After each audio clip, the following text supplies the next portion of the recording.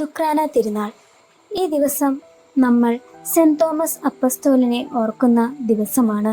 യേശുവിൻ്റെ 12 ശിഷ്യന്മാരിൽ ഒരാളായ തോമസ് വിശ്വാസ സന്ദേശം പ്രചരിപ്പിക്കുന്നതിനു വേണ്ടി AD 52 ഇന്ത്യയിലെത്തിയ ആദ്യ അപ്പസ്തോലനാണ്. അദ്ദേഹം സംശയത്തിലൂടെ വിശ്വാസത്തിലേക്ക് എത്തി.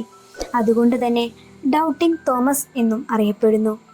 AD 72 ചെന്നൈയിലെ മലയിൽ അദ്ദേഹം വിശ്വാസം പ്രസംഗിക്കുമ്പോൾ അതിനായി തൻ്റെ ജീവൻ തന്നെ കൊടുക്കേണ്ടി വന്നു. അതിൻ്റെ ഓർമ്മയ്ക്കാണ് ദുഃഖ്രാന അഥവാ വേദനയുടെ ഓർമ്മ എന്ന് വിളിക്കപ്പെടുന്ന ഈ ദിവസം നമ്മൾ ഓർമ്മിക്കുന്നത്.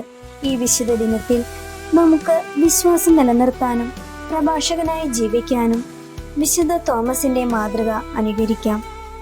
വിശുദ്ധ തോമസ് ലീഹായെ ഞങ്ങൾക്ക് വേണ്ടി പ്രാർത്ഥിക്കണമേ.